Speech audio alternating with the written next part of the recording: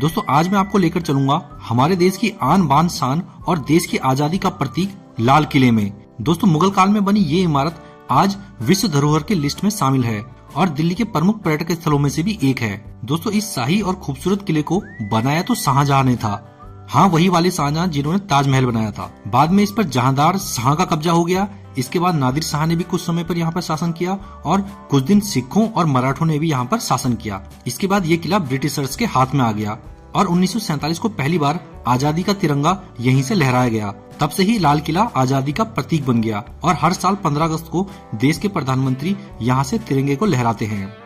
नमस्कार दोस्तों, मैं हूँ आपका दोस्त चंदन नेगी और आज मैं आपको बताऊंगा दिल्ली में स्थित लाल किले की कंप्लीट डिटेल्स कि यहाँ पे कैसे पहुँच सकते हैं, क्या है यहाँ पे देखने के लिए और इसको बनने से लेकर अब तक का इतिहास।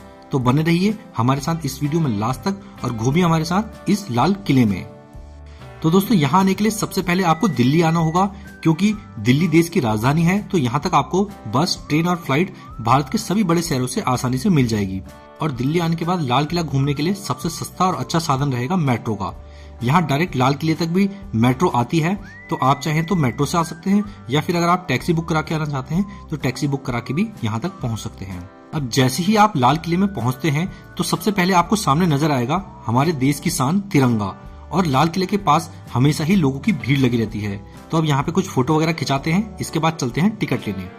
तो दोस्तों जो यहाँ टिकट की लाइन है, यहाँ पे 80 रुपए का टिकट बैठता है, जिसमें म्यूजियम और यहाँ घूमने का टिकट है। तो इंडियंस के लिए 80 रुपए है, बाकी फॉरेनर्स के लिए इसका रेट अलग है। और ये देख सकते हैं आप, ये किला बहुत ही विशाल है। इसकी चारों तरफ एक खाई बनाई हुई है जिसमें पहले पानी भरा होता था।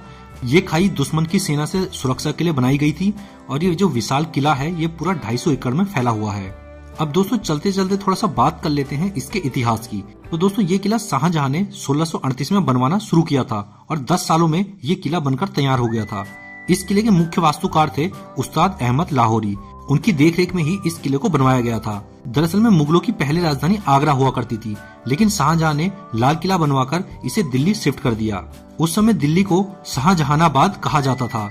इसके बाद 17वीं शताब्दी में ये किला जहांदार शाह के पास रहा। इसके बाद नादिर शाह ने इसे जीत लिया और कुछ समय नादिर शाह का यहाँ पर शासन रहा। इसके बाद यहाँ पर सिख और मराठाओं का भी कब्जा रहा था और आखिर में अंग्रेजों ने मराठाओं को हराकर ये किला अपने पास रख लिया। इसके बाद 15 अगस्त 1947 को वापस ये किला भारत के पास आ गया। तो यह है कहानी यहाँ राज करने वाले शासकों की। अब टिकट लेने के बाद लाहौरी गेट से चलते हैं अंदर की ओर। इसका जो गेट है वो भी बहुत ही विशाल और खूबसूरत है। किले के हर हिस्से में आप बारीकी से किए गए काम को देख सकते हैं। और अंदर घूमने के लिए जब चलते हैं तो सबसे पहले आता है मीना बाजार। पहले के समय में ये बाजार महिलाओं के लिए बनाया गया था। इस मार्केट में लेडीज आइटम बिकता था और यहाँ की दुकानें भी लेडीज ही चलाया करती थी। मर्दों की यहाँ पे एंट्री बंद थी और आज भी ये ज्यादातर दुकानें यहाँ पे लेडीज सामान ही बेचती हैं। यहाँ आप ज्वेलरी, पर्स और शॉल जैसे सामान खरीद सकते हैं। इसके अलावा यहाँ पे डेकोरेशन के भी कई आइटम आपको देखने को मिल जाएंगे जिन्हें आप खरीद सकते हैं। अब जब अंदर घुसते हैं तो सबसे पहले जो बिल्डिंग दिखती है यह है नौबत खाना, जिसे वेलकम गेट भी कहते हैं। यहाँ पर बाहर से आने वाले लोगों को बैठाया जाता था। अब सबसे पहले चलते हैं दीवाने आम में। ये जो सामने बिल्डिंग है यह है दीवाने आम। जैसे आज के समय में कोर्ट कचहरी होती है, उस समय दीवाने आम हुआ करता था, यानी यहाँ पे लोगों की फरियादें सुनी जाती थी। अगर कोई अपनी फरियाद लेकर यहाँ पर आता था तो उसे सुना जाता था और बादशाह उसका फैसला भी करते थे। वैसे ज्यादातर यहाँ पे शाहजहां का ही राज रहा था और ये ऊपर जो संगमरमर का सिंहासन है ये शाहजहां का सिंहासन हुआ करता था। नीचे वजीर बैठता था और बाहर की तरफ जनता होती थी। ये पूरा किला लाल और सफेद बलुआ पत्थर से बना है और इंडो इस्लामिक वास्तुकला को दिखाता एक बेहतरीन किला है। यहाँ पे जो सिंहासन है उसपे सोने, चांदी और हीरे मोती लगे होते थे, लेकिन ये सब नादिर शाह और अंग्रेजों ने लूट लिए। और इस भवन में आप देख सकते हैं बहुत ही बारीक नक्काशी की गई है। अब अगली ये जो बिल्डिंग है यह है मुमताज महल। ये बिल्डिंग शाहजहां ने अपनी सबसे प्यारी बेगम मुमताज के लिए बनवाई थी। ये इस किले की सबसे खूबसूरत इमारत है। ये इमारत सफेद संगमरमर से बनी हुई है। साथ में इस महल को पहले के समय में सोने, चांदी और हीरे मोती से भी सजाया गया था। ये सब अब लूट लिया गया है, तो बिल्डिंग में आपको केवल अब खूबसूरत डिजाइन ही नजर आएगा। अगली ये बिल्डिंग है रंग महल। ये शाही हरम हुआ करता था। यहाँ पर रानियां और दासियां रहा करती थी। ब्रिटिशर्स के कब्जे के बाद ये जगह ब्रिटिश सैनिकों की मैस हो गई और इसीलिए यहाँ पे आप देख सकते हैं काफी काला पड़ गया, क्योंकि यहाँ पे खाना वगैरह बनाया करते थे। इसके बाद ये बिल्डिंग है दीवाने खास। ये बादशाह और उसके खास मंत्रियों की बैठने की जगह थी, जैसा कि आज की डेट में पार्लियामेंट होती है। इसलिए इस बिल्डिंग को भी बहुत ही खूबसूरती से सजाया गया है। इसके अंदर ही शाहजहां का तख्ते ताउस यानी मयूर सिंहासन हुआ करता था, जिस पर हीरे मोती सोना चांदी से सजाया गया था। साथ ही इस पर बेशकीमती कोहिनूर हीरा भी लगा हुआ था, जिसे बाद में नादिर शाह यहाँ से लूटकर ईरान ले गया और बाद में ये कोहिनूर हीरा ब्रिटेन पहुंच गया। इसके बाद आती है अगली बिल्डिंग, खास महल। ये राजा का रहने का महल था। ये इमारत सफेद संगमरमर से सजी एक खास इमारत हुआ करती थी। यहाँ पर राजा रहा करता था, आराम किया करता था। ये उसका पर्सनल महल था। अब आगे चलेंगे तो हमें दिखेगा हमाम। ये जो हमाम है यानी ये शाही बाथरूम्स हैं। ये राजा रानियों को नहाने के लिए जगह हुआ करती थी, जहाँ पानी में गुलाब की पंखड़ियों को भर दिया जाता था और राजा रानी यहाँ पर स्नान किया करते थे। बाद में जब औरंगजेब का शासन आया तो उसने अपने पिता को आगरा के किले में कैद कर लिया और अपने तीनों भाइयों की हत्या कर दी।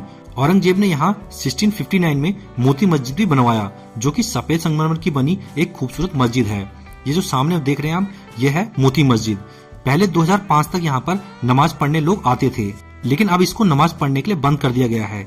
इस किले पर राज करने वाला अंतिम मुगल शासक था बहादुर शाह जफर, जिसे 1857 में अंग्रेजों द्वारा कैद कर लिया गया और उसे रंगून की जेल में भेज दिया गया, जो कि फिलहाल म्यांमार में है।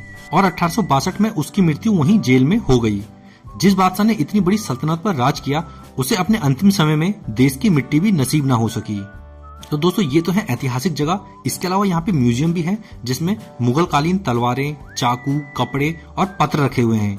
इसके अलावा आप यहाँ पर हमारे देश के वीर जवानों से जुड़ी कई चीजें देख पाएंगे और हमारे भारतीय इतिहास को भी जान पाएंगे।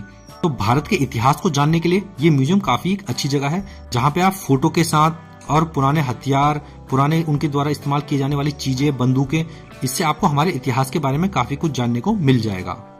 इस पूरे किले को घूमने में करीब 5 से 6 घंटे का समय लग जाता है।